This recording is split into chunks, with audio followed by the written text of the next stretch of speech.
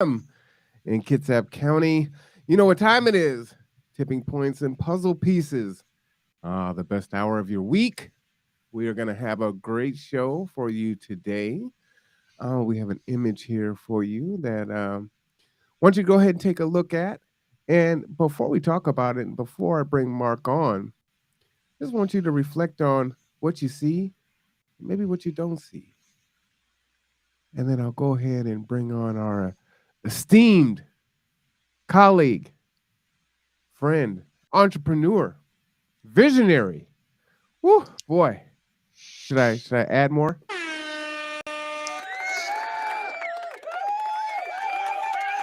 Come on in, sir. Hey, hey. How are you? How are you doing today?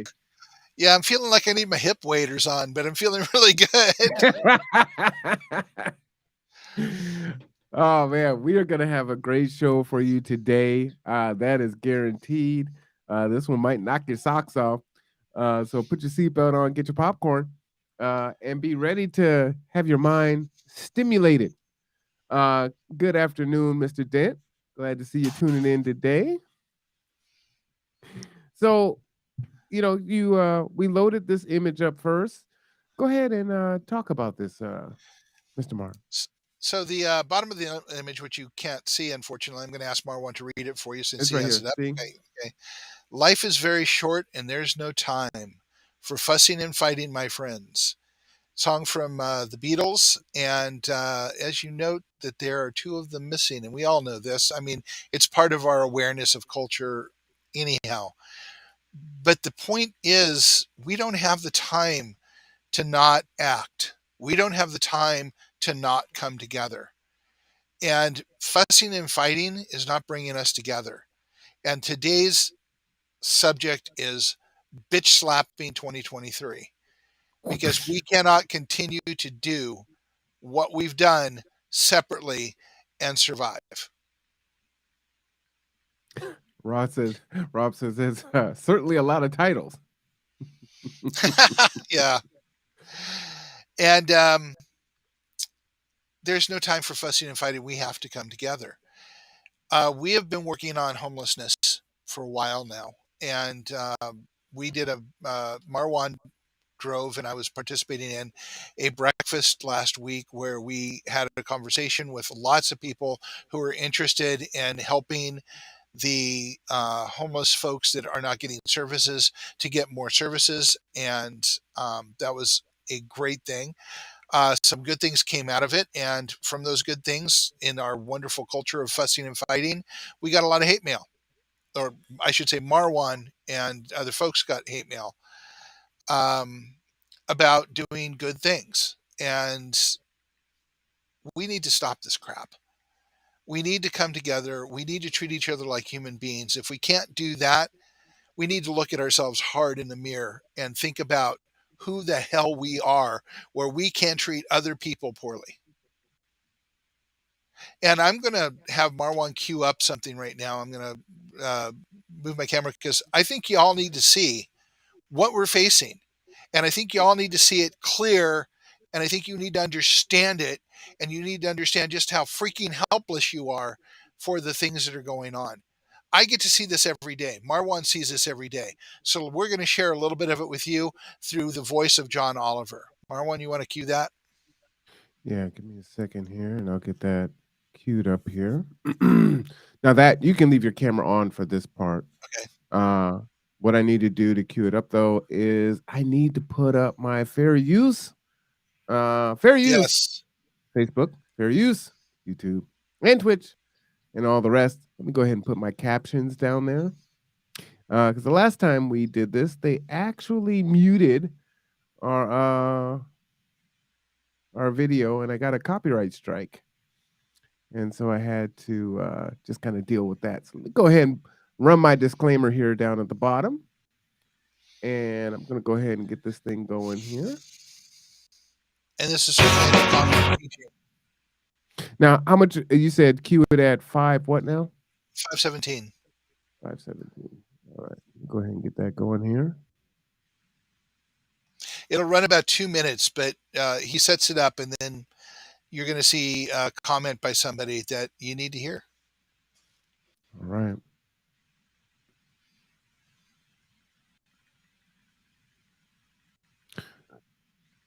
I do enjoy this show. He's very fun, Comedy. very poignant, and it's extraordinarily well. Yeah, that's good. Extraordinarily well researched. All right, let's go. Tried to search for affordable apartments area. Google. Let me slow that down. I happen to listen to these videos. Oh, that is on normal. Wow. Okay. He's hyped up. Google just Yes. says nope. And this serious lack of new affordable housing has enabled landlords to charge higher rents for the units that exist, something that has increasingly attracted institutional investors. These are corporate landlords like private equity firms or even publicly traded companies that pool the rents of their tenants and sell them as investments. They've long been players in apartment rentals, but more recently, after the 2008 housing crash, companies like these popped up to snap up single-family homes and rent them out. Just gonna pause there, just so it decreases the chance of them doing it if we break up the video a little bit. Do you just want to commentate on the first part? Yeah, it's we all know that rents are going up, and that houses are becoming less and less affordable. There's a long history, as I've said in repeated versions of Tipping Points, that people in San Jose have to commute 2 to 3 hours each way to find a home that they can afford to live in to work in Silicon Valley. We're seeing the same thing happen in Seattle, Redmond, and we're starting to see it happen here in Kitsap County. And after this, we'll talk about a little bit about coming together can do. Right.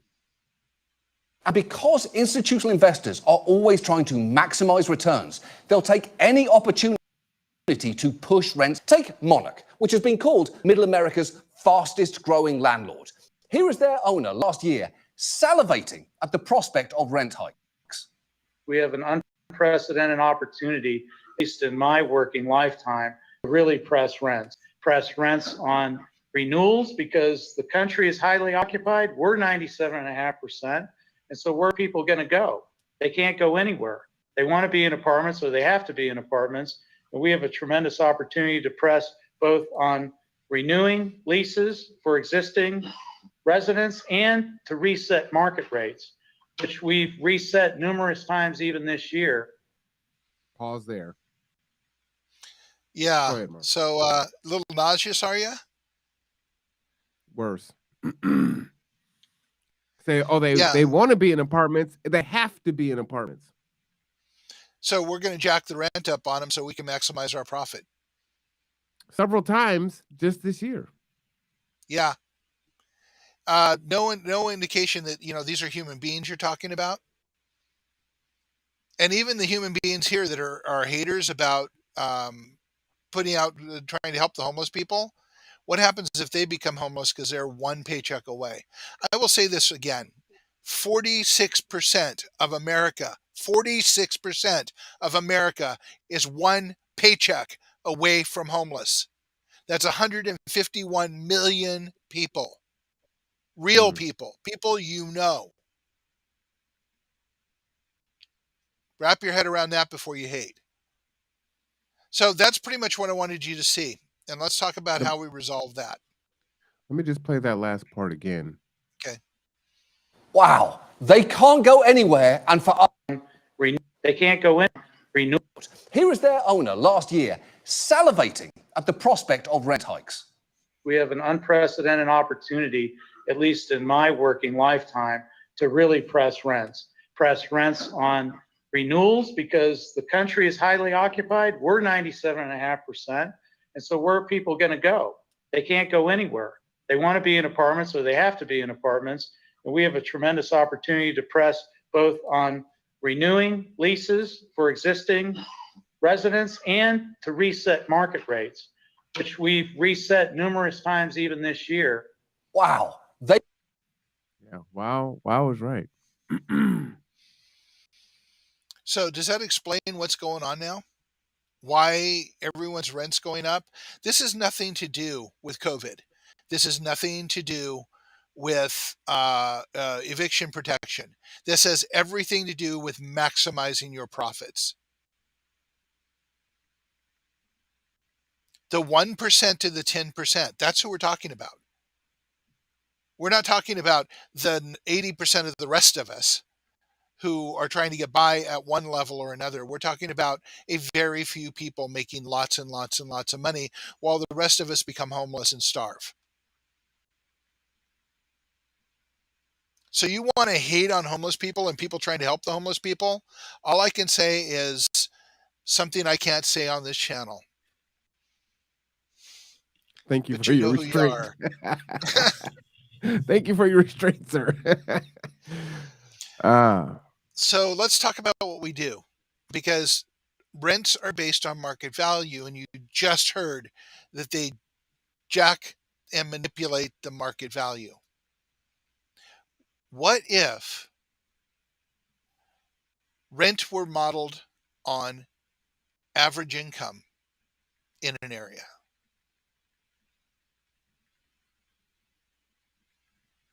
Like maybe by zip code? Yeah. Well, let's say even the zip codes within Kitsap County. Let's just say Kitsap County as a whole, leaving Bainbridge Island out like they like to be left out. Sorry, Bainbridge Island people. But let's just take the average income, let's say in Bremerton, the 910, 912, 911, maybe 913 area. And the average income here is roughly somewhere around $55,000 a year. So if you take that as an average income, rents would be much lower than they are now.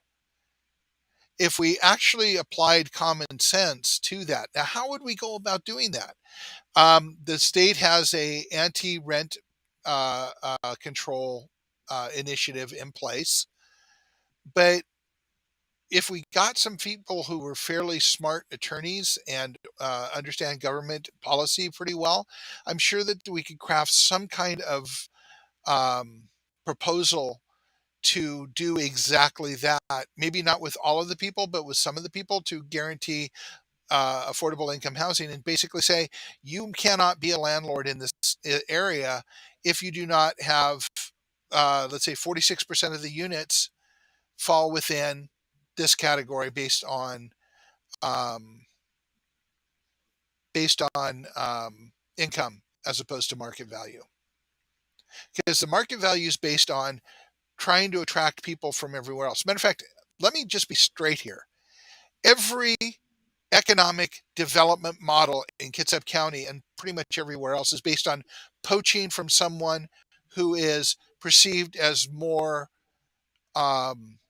able and wealthy than we are.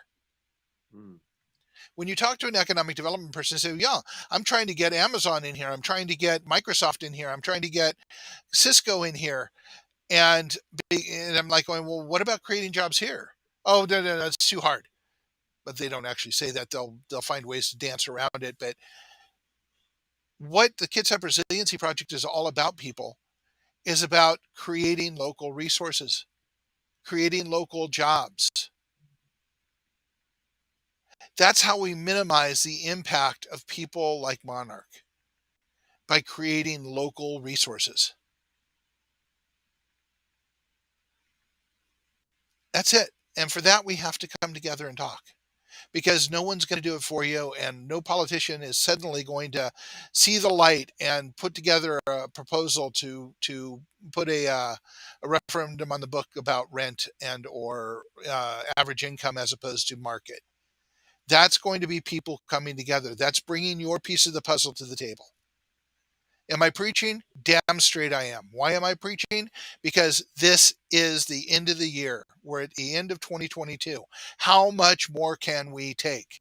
How many more people are going to become homeless? How many more people are going to be told to pull themselves up by the bootstraps when 80% of the new jobs created are $15 an hour jobs? How much more can we take until we do the thing that we need to do, which is to come together and tell the leadership what is needed?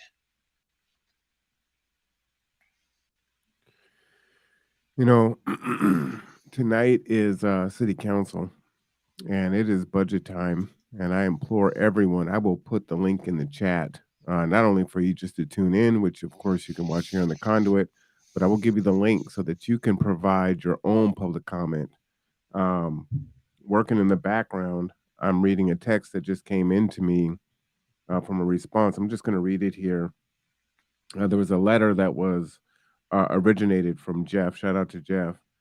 And the mayor responded and said that the golf course was self sustaining, but we don't see an allocation for it in the budget. And that's a question mark. So some folks are going to be advocating for it tonight during the town hall for city council. Apparently, there's a $6.2 million in the budget for the golf course with an estimated $2 million profit or return.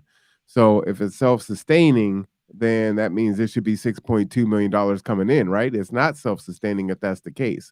So we need to know what's going on there. Because does Kitsap County need a golf course, or does it need to house the unhoused? Does it need to feed the hungry? Does it need to provide adequate health care for the sick? There's other priorities that we need to be addressing here. Yeah, I'm going to be a geek here for just a minute, or maybe a nerd, depends on how you look at it. But, self-sustaining, I do not think that word means what he thinks it means. Well, I could be self-sustaining with if you give me $4.2 million. Yeah, I could be a way more self-sustaining than I am. It would be a heck of a boon to our organizations, would it not? We can feed Let me people. just say We can before you put things together. let me say this before you jump back in. Part of the way that I look at bringing your puzzle piece together, there's so many different ways, right? Um, I really want folks to think outside of the box. It could be a 3D puzzle, it could be four-dimensional chess. Your piece can be digging into the budget if that is where your expertise is, providing public comment, coming up with solutions on what can be done, right? We Growing a can't do neighborhood garden. growing neighborhood. It's all the things, right? Um, and so I just want people to think of that. Sometimes I think people look at it as, oh, it's going to be a bunch of meetings and trainings and not another one of these. It's like your puzzle piece is unique to you, you know. Um, so please just bring it, whatever that looks like. Yep. And I promise you, we will not be playing buzzword bingo.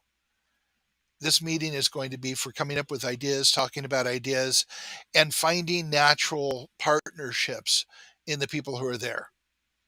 And that's the way it has to work. You can't force people into a group. You have to have natural partnerships that come together. And each of those things will provide greater resilience, greater strength, and synergy. And that's what we need. We cannot keep fussing and fighting. There's no time. And at the same time, Mark, I do want to be fair. What we did last week, I think was phenomenal. I'd like to give everyone an applause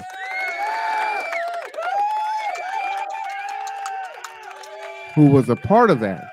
So, every fourth Wednesday, we do a pancake breakfast and we merge, all the efforts of the day together, right? So we don't do tipping points and puzzle pieces because it's part of the breakfast, right? Mhm. And we dare to have folks come together. It doesn't matter what side of the aisle you're on, right? We had, the Republican, Janelle Holst, there. We had, what was it, Josh Hinman running for commissioner Paige there. Joaquin. Yep, Paige, what's her last name? Joaquin. Joaquin. She Yeah. was there. We Wait, had, hold on. Hold on. I'm going to hold it up because I think I misspelled that. My brain is oh, okay. Jarquin. Warquin. Jarquin. Jarquin. Okay. Jarquin. Interesting. Yeah, that's right. We had, Drayton and Diana from the Foundation for Poverty and Homeless Management, KCR, Kitsap Public Health. We had Salvation Army there. We had folks that had lived experience there. We had a lot of different people that were there to do the work and not finger point and not say, you did this wrong, you should be doing this better. And we learned. We learned what and how Salvation Army operated and what they're able to do and what they don't do and why they don't do it. We looked at some of the issues and challenges. We broke up into subgroups and talked about the issues and tried to come up with solutions. And shout out to Jeff Coughlin. He took that back as city council. That's his district, and spoke to the rest of the group. And they earmarked $10,000 for bathrooms downtown. And while that isn't, it's a drop in the bucket. Believe me, I understand. I just read a stat saying, $6.2 million for a golf course, and you're talking about $10,000. We're not even talking about 1%, right? We're talking about maybe a tenth of a percent. And so, yes, it's minuscule, but you have to start somewhere. And with all these agencies that have been doing this work, KCR and BHA and Housing Solutions and on and on and on, even the coalitions that exist, the Kitsap Housing and Homeless Coalition, which is a conglomerate of 40 or 50 different agencies here in Kitsap County. That hasn't been done. And so we've made progress there. And so we've got to continue to build on that momentum. And that's what Mark has been talking about. This has been the conversation week after week after week on what it could look like. And so that is us combining our puzzle pieces together to make something bigger, right? So that's how I see that. So shout out to everyone for that. Yep. And I will tell you that one of the greatest things for me was hearing the stories from Kirsten and from the captain of Salvation Army and other people about what has been tried and why it hasn't worked, and some of the things that have worked. And I've often said, and I've written in this, and I'm not sure how much I've said it here, but when you get new information, you need to be able to reevaluate your opinion and your position. And I heard a lot of new information there that I had not, that caused me to reevaluate my positions on things. Not that my positions were all that negative, but they just allowed me to think about things in a different way. Like, okay, the county had put together toilets once before, I think Volunteer Park maybe, and someone burned down the toilet. And it wasn't the unhoused. It was And someone who was it housed. was not on the in-house. Now there are a lot of other problems that went with that, granted, but the people who supplied the toilet no longer wanted to supply toilets because it's a hazard to their inventory. However, when they approached it again, the unhoused who were there stepped up to monitor and protect the toilets. So that was a solution I hadn't thought of before, because I'm as guilty as everybody else as underestimating the unhoused. They're humans.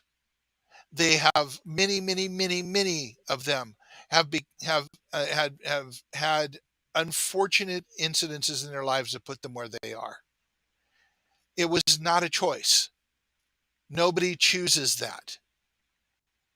And we need to treat them like human beings. And we need to go their direction a little bit as they can come our direction a little bit, and create a more human environment for everyone. And if you don't know what that looks like, show up. We'll have a conversation about it. There are several points to show up. Marwan, you want to put up the meet and greet sign? I'll go ahead and sign off video for a minute. Oh no, you don't have to. I found a different way to load it. Okay. So every other week, the next one will be on the 12th of November. We have coffee at the Cups Cafe in downtown Bremerton on 4th and Pacific. We have conversations. We talk about things. We answer questions. We talk about the Kitsap Resiliency Project. We listen as much as we talk. It's a chance to have coffee and explore ideas of what things can be done. We'll tell you what we think. We want to hear what you think, because this is going to take all of us coming together. Just come with an open heart and being solution focused. So the next one is at 9:30 in the morning on the 12th, and it ends at 11. And I know that's early for a lot of people, but the reason we ended at 11 is because at 11:30 we start the second workshop of the Change the World workshop program. and that will be at the downtown library on Fifth Avenue, 612 Fifth Avenue, at 11:30, and it will go till 1 o'clock. Now, just a caveat on the workshops. We ran the first one last weekend. We can take people into this workshop and the third workshop. After that, they will be closed because the rest of the work after that is basically going to be the people working together to develop relationships and practice skills. And if you haven't joined the process by the third workshop, we can't bring you in late. There's just too much that's been covered. All right. That is November 12th. You know what I like about the format of what you've created here in particular is one, it's not all day. It's not every Saturday, right? It's once a month. It's Twice a month. great twice a month. It's great Yeah. to start off with a little coffee and dessert. So I actually was at Cups yesterday and I had the like a blackberry crumble and the coffee, and it was great. I was there for 2 hours. Really nice atmosphere. I should have asked them to turn on the fireplace, but I'm a sucker for a fireplace, as you can see behind me. But it is what it is. But it's great, right? Just you can have a nice light breakfast there and just kind of talk for a little bit, and then right down the street you go to work. And what's nice about this too is it's also supporting your local library, supporting local business. So just yeah, I just like it all around. Yep.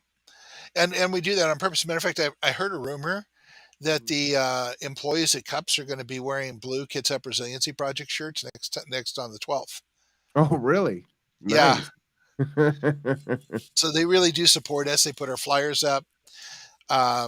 They are extraordinarily nice people and really good service. Shout So, out to them. Give them a horn. I so like it. not to put down other cafes in the area. It's just that they are working with us, and that's kind of our home base for doing this. Um, there Mark, are let me jump in really quick. sure, What you said is important, right?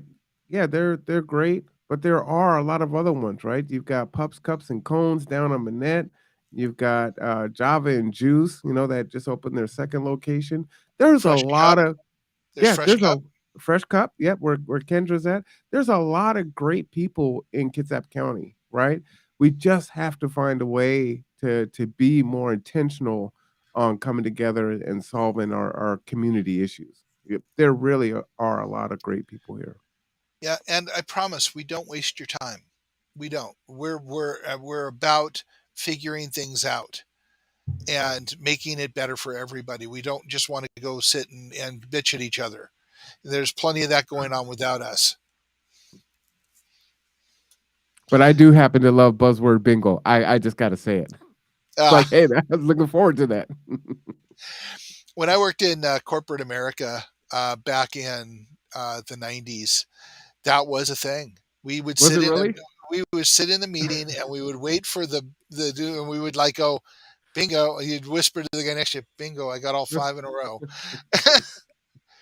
Because there were key phrases that would come and go that were meaningless and or a misappropriation of words, which I absolutely hate. For a long time in the 90s, synergy was the word, and I'm pretty Mm, sure, going back and quoting again, I do not think that word means what you think it means.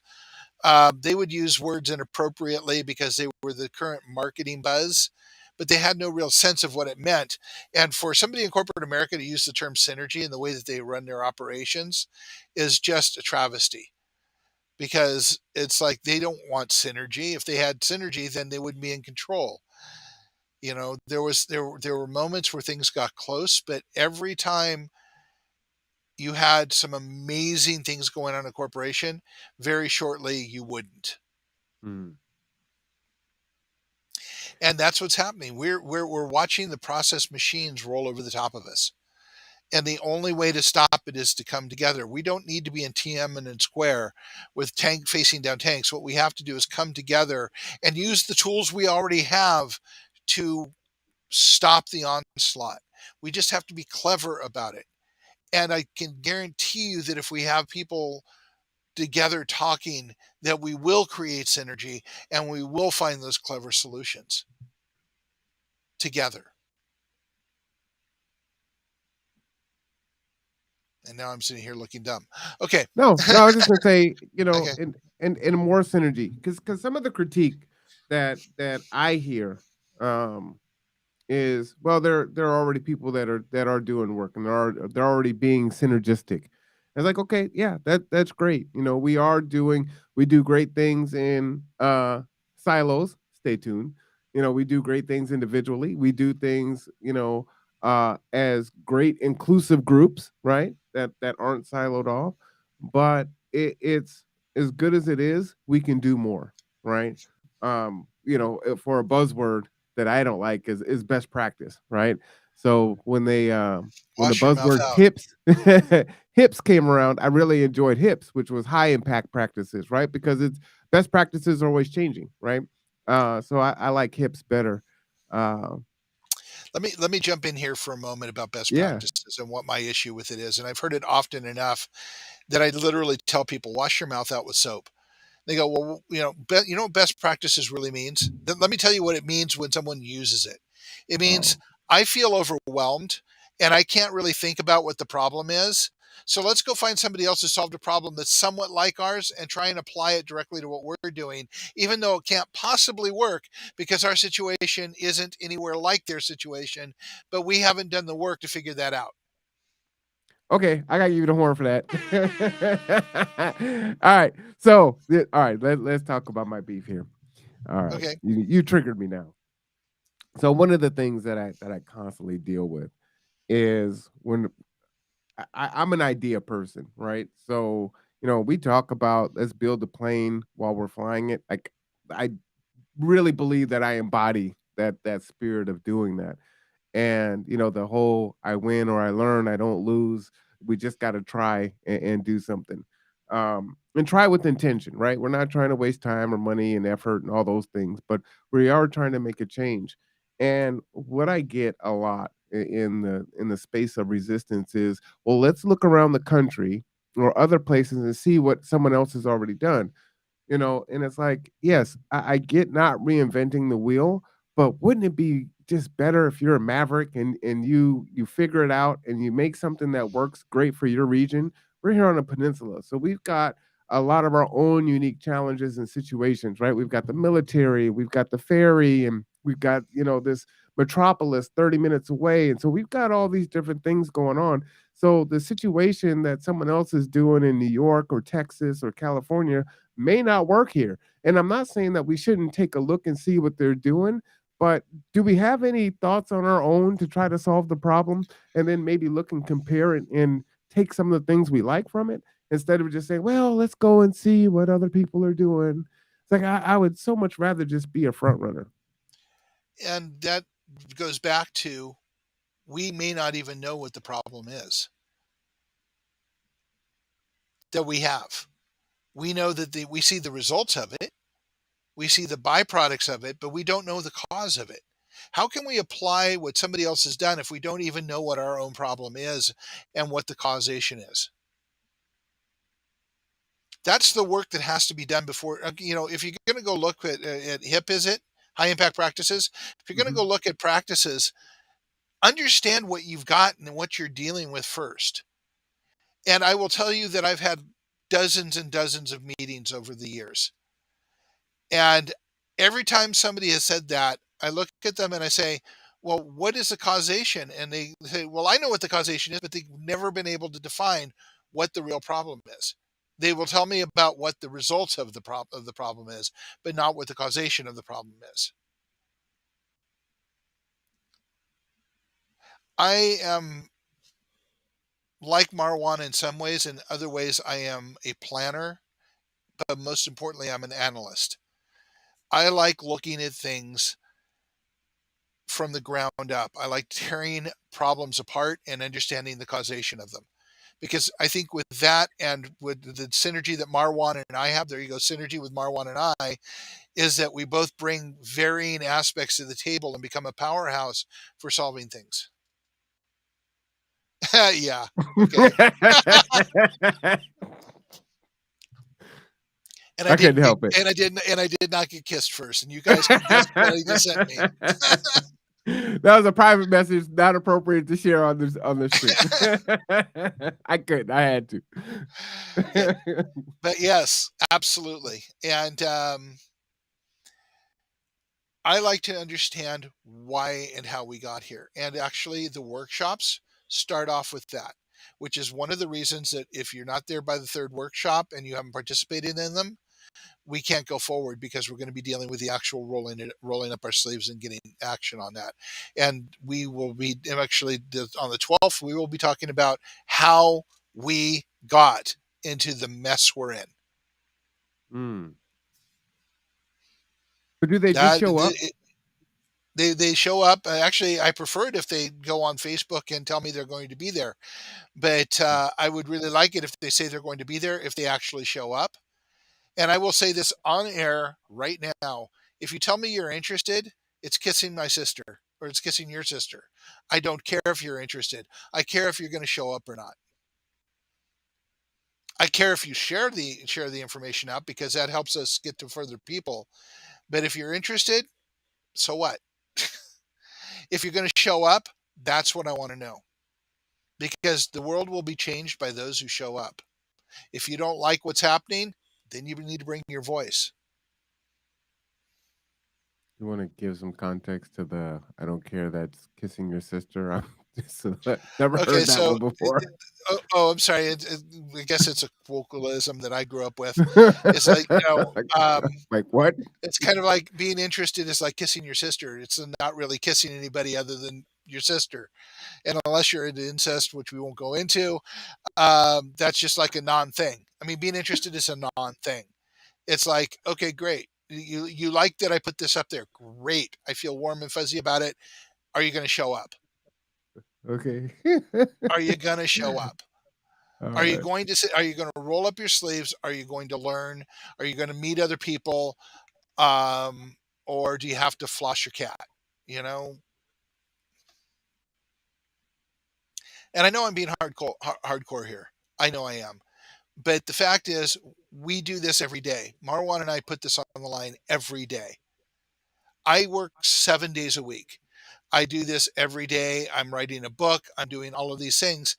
And if you don't care enough to show up, then it asks me why I'm doing this at all. It's a reality. We sit here and go, why am I bothering? And, okay, my daughter's 25. She may not make 60 because things may be screwed up so bad that there's no food and that we've completely messed everything up. And actually, there's a really good chance that that happens. So I do it because of that. But if other people don't care enough to show up, to roll up their sleeves, to learn, to engage with each other, then what's the point? We have a democracy. And I was in a conversation with somebody earlier, Jeffrey Green earlier, about voting being so pathetically low, and especially at midterms. And I will honestly say, yeah, okay, the parties do a piss poor job of putting up anybody that's inspiring. Okay. But that's on us too. We're the ones who push them to do that. And then it's on us to vote. It's on us to do the best we can to maintain the boat from sinking until we can make changes. But you can't vote somebody in and expect them to do the job without our voice pushing them. And that's what we need to come together for. We have tools to make changes, but we have to understand how it works, and we have to understand coming together, and we have to understand where to put the lever to make it happen. And that's just the way it works. Show up. While you were, Marwan's enjoying my diatribe today. I am enjoying it. You need both, right? You need to have the, happy smiling conversations, and you need to have the straight talk conversations, right? And there has to be a sense of urgency. What I was looking for while you were speaking was I wanted to get the global numbers on hunger, and just kind of looking, it's like action against hunger. Hunger. This is it's a little too small for me to read. Doctors Without Borders. Yep. This is Save the Children. This is UNICEF, right? I mean, it just goes on and on and on. Uh, it this is an issue here in this country, but globally, it's definitely an issue. If you're watching what's happening in Ukraine and Russia, there's some issues there, right, that affect the world stage. We've The got the the Russian blockade because the Ukraine pissed off Russia. Oh my God, they're at war, pissed off Russia. So the Russians blockaded a grain shipment to Africa that would help people to keep from starving. That was 2 days ago. there's fuel issues. I think there are people that are already suffering from the cold temperatures. And then we have what we have going on here, and let's not even talk about what's happening in our Silverdale Hospital. So, things are getting Well, worse. actually, we will be talking about that in a couple of episodes. Oh, good, good. Uh, things are getting worse. It's kind of like crabs in a pot. I don't know if that is a myth or not. You put a crab in the pot and slowly bring it to boil, though they won't jump out. Actually, Uh, actually, it's a frog, but the it's a frog in the frog. pot. And it is a myth. The frogs will leave the area when it starts getting hot enough and uncomfortable enough. But the idea is that if the heat gets turned up enough, and look around you, folks, look around you. The heat So is let me way ask high you, now. Mark. This is my concern. I feel like we are the frogs in the proverbial pot, We are, and we are. we won't jump out. It's already boiling, and we're in it, right? We're at this precipice where in some instances it may be too late. It's going to be too late for a lot of us, right? Folks are perishing every day from malnutrition and other issues, health issues. Not But to mention the climate issues, which are just going to keep increasing. so what do you think it's honestly going to take? You're doing the work here, right? You're saying, hey, I work 7 days a week. I've got a daughter We that I work want to seven. leave a We world we to. work 7 days a week, is what I said. I said we work 7 days a week. I want to acknowledge you do the same thing. Well, thank you, I appreciate it. um but you have a daughter that you want to leave a world to, that she can Yes, thrive as in. you. As do I. I have grandchildren that will leave it a better place. Um, but I'm worried, and so I'm asking you the question, right? You are doing this work, but you aside, if you were to take yourself out of this, do you feel like we're too far gone? Is there a chance? What will it take? Do we need to have another world war? Do we, what will it be to snap Americans out of the malaise that we're in and say, you know what? We've got to put these differences aside, and we've got to do something now, and we're in it together. So okay. So first of all, there are too many answers to answer that, but there's one really straightforward answer I can give. It's Sure. going to take 20%. Okay. It's going to take 20% of the people coming together and moving in the right direction. Because when that 20% comes together, everybody else starts to follow along, slowly at first and then accelerating until we change. And then when 75% reaches, when we hit that 75% mark, someone from the government will jump out in front with a flag and say, look what we did. Mm. Government doesn't change things. They take credit when you've already changed things. That's the way it works. It's the way it's always worked. It's the way it works everywhere in the world. So from the macro, there's about what 360 Americans, 360 million. So 20% Mhm. would be about 72 million here in Kitsap County. We're what 26, 350,000, 300, 270, 280,000 right now. 200. All right, so let's call it 280. So 20% would be 56,000. Mhm. How do we get to 56,000? Because I feel like we have One 20. foot in front of the other and reaching out. And, we've been nice. We've talked for 37 episodes. We've talked about inviting people to the table, and people go, get your ass up off your chair, show up on a Saturday morning, have a cup of coffee, and let's get this done.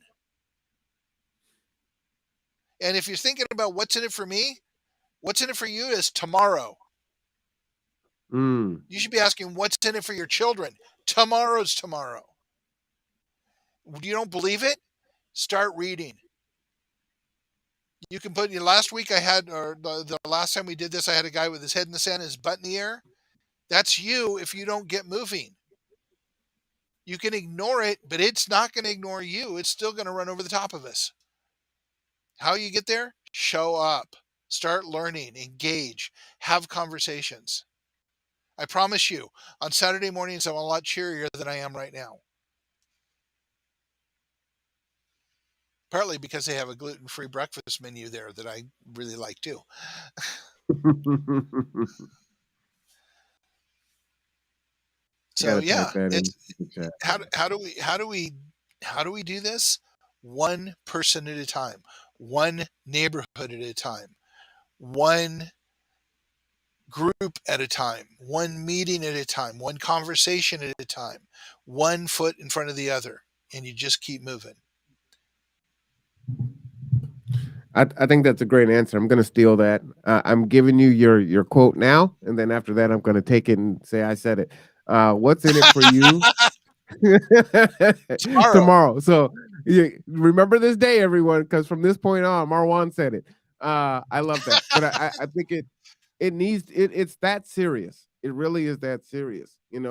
I do a show with Pastor Ellington. Shout out to him on Saturdays, and he says, "Okay, well, we'll see you next Saturday, Lord willing." And it's tomorrow is not promised. No matter what you believe in or not believe in, like you said, it believes in you, even if you don't believe in it. Death comes for us all, and we're not promised tomorrow. And many of us are not being the squirrels and squirreling up our nuts and planning for harder days, right? And some of it is, hey, we're in survival mode, and so it's just enough for us to hang on. And as hard as that is, and as I don't want to say irresponsible, as callous as it may challenging. seem, that's not enough, right? You have to hit another gear and start to put some things away. I'm telling folks, hey, you need to start building that storehouse of water and emergency rations, right? And it may be that you don't get that Starbucks this week, or only go every other week so that you can get a 5 gallon bucket of water. You start getting that food that's gonna be sustainable over time, right? That's not going to take a lot of energy to prepare. You have to start thinking of these things, and you're looking at it like, well, I don't have 3 weeks of water and food, and I don't have this and that. Well, you start with one day at a time. Hey, I Yeah. got 6 hours of food. I got 6 hours of water. I got 12 hours of water. I got 24 hours of water. You have to prioritize it, right? And if you Yeah. have children, those are your kids. And so when it comes down to it, when it gets bad, what typically happens, right? We're already divisive now, and we're living high on the hog, right? We're in a luxury situation in this country in comparison to other countries on this planet. And when it really does get hard, what's going to happen? Folks are going to look out for their own first. And so if you have, children and elderly and disabled folks that you need to look out for, and you're not preparing, it doesn't matter how empathetic people are, they have to look out for themselves and others first, right? You got to put Yep. the mask on yourself before you try to help others. And together we're better. So get together with your neighbors. Talk to your neighbors. Do community gardens.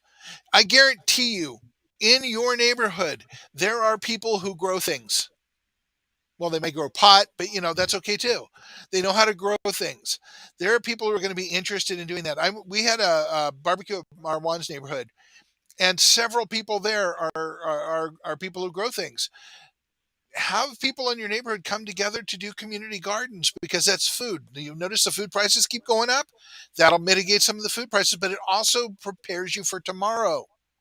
It prepares you for when there isn't food, because you're growing food. And then you can have parties where you get together and can the food, and everybody gets some of the canned food. That's how you can prepare without coming out of pocket. And you can have fun with it, and you can build community with it. But you have to take the first step. Those ideas are going to come from the group, and that's why I will revisit quite a bit. That breakfast last Wednesday, because it was so many different organizations and people coming together, and quite frankly, having knowledge and information that the rest of the group didn't have. Right? We can be critical of what different organizations do. Right? Salvation Army, as an example, is not perfect. Right? They don't do everything perfect. They've made mistakes, but some of the things that they do has rhyme and reason, built into their policy and procedures. Right? Some of the things they have locus of control over, and some things they don't. And when you don't And the know. mistakes, and one of the things we learned is that the mistakes they were made is because they got something put on them that they didn't plan for and wasn't in their mission. Right, that's what I'm saying. But if Yeah. you don't have those conversations and that information isn't shared out, then you look at it as, well, they're the enemy, right? They're taking advantage of the situation. And again, not to say that some of the mistakes that they make aren't mistakes, and that they do have issues. Everyone has issues, right? G2 is not And perfect. no, and Uh, mistakes are things we learn from. If right. we, otherwise they're not worth making. And I will say this about the Salvation Army: that you could say all kinds of bad things about them, but they picked up the ball and they ran with it, and they're trying to learn from their mistakes. The thing for me is trying to focus on the solution. Now, you do need to, as you were saying, not treat the symptom. Look at the actual, what is the actual problem, because that's what we need to solve Well, ultimately. and actually, what I said, and I want to make this very clear because I don't want to have another email from someone telling me what kind of a hole I am. Um, we need the people who are addressing the symptoms to be continuing to address the symptoms, because the symptoms can kill you. But Yes. you also need someone, that would be you and us together, to start addressing the cancer, which is creating the symptoms that everybody is ignoring. And Hey, you just know want to what? clarify that. No, that's a great point, and I was just getting ready to say that, right? If you have a gunshot wound or a knife wound, you have to still stop the bleeding, right? Then you have to perform the surgery and do what you need to do to heal the wound. So no, you're absolutely right. You're not stating that, hey, no, you just need to address the issue and we don't need to worry about all the symptoms that are out here making people sick and making the situation worse. So I'm glad Creating you homelessness. clarified that. Yeah. And part of that is, the intellectual honesty of having a conversation, right? The intent. If I understand that your intention is to be helpful and to help people, that if you say something that sounds kind of seems kind of off, I got to look at, who am I talking to? What are we talking about? How does he typically operate? What kind of social capital has he built up with me in relationship? And does he really mean it that way? Can I ask for clarification? To see, hey, I heard this funny. Is that what you meant, or did you mean something else? But oftentimes we just go half cocked and say, "Oh, I can't believe you said that. You're done." Right? This isn't, this is I've an been issue. canceled.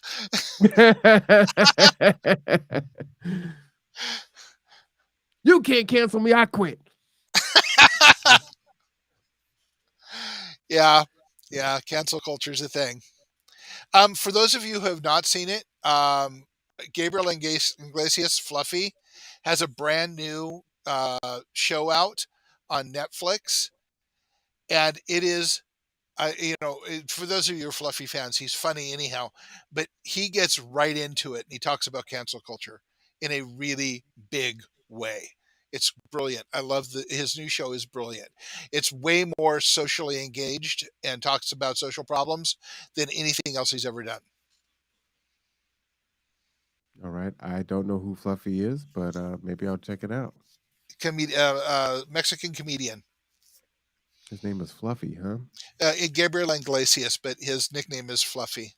Oh, I know who that is. I didn't know his Yeah, nickname is Fluffy. yeah. I learned this from my daughter, along with so many things. Ah, yes.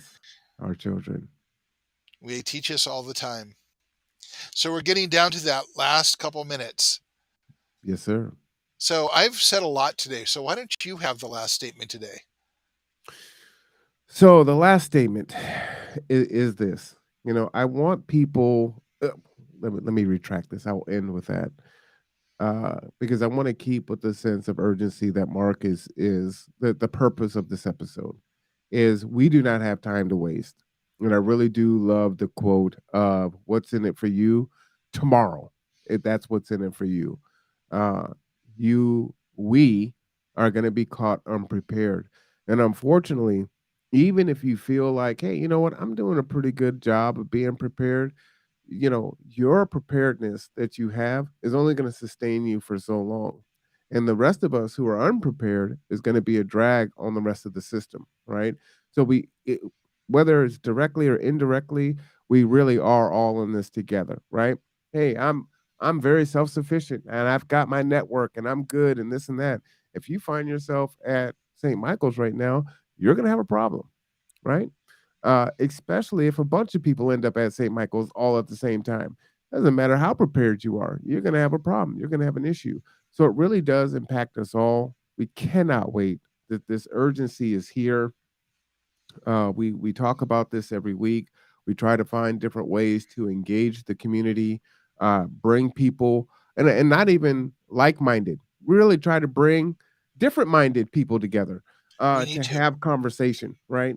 And I get a lot of pushback on that from time to time, where it's like, well, why would you talk to this person, or why would you have this person on the show, or why would you do this? It's like because there's something that we have a commonality in, right? Unless you're just a hateful person or Mr. Mustache, and we know who that is, right? Uh, People have some endearing qualities, right? And there's a lot of gray in there. And if you get to know someone and have conversations with them, then there's a chance that you may be able to move and steer them into a space that is less ignorant, right? And I don't mean ignorant in the bad sense of the word. I mean ignorant in the definition of the word of not knowing, not having understanding, not having absence of experience. Um, so those things are important, and that's why I engage and you will see me in groups of people that a lot of other people wouldn't engage in, right? And wouldn't spend time with. And so you will see me kind of everywhere. And I love that. And I just hope that you really take that quote to heart, and really bring your puzzle piece. And that's what it means, right? We're saying, hey, bring your puzzle piece. And a lot of times I'll say, hey, Mark, you need to be more specific. People need actual steps. Do one, do two, do three, and I can follow the steps, right? And so you got to paint the picture for them. And for Mark, it's no, it's your puzzle piece. You need to bring it here, and then together we'll figure out how we all fit together and we go forward. So there is a sense of urgency. Now to put the cherry on the top of the whipped cream, I'm encouraged because I've seen the work done. There was proof of concept of it last Wednesday. There's proof of concept of it every Wednesday. We've got double digits watching us live right now.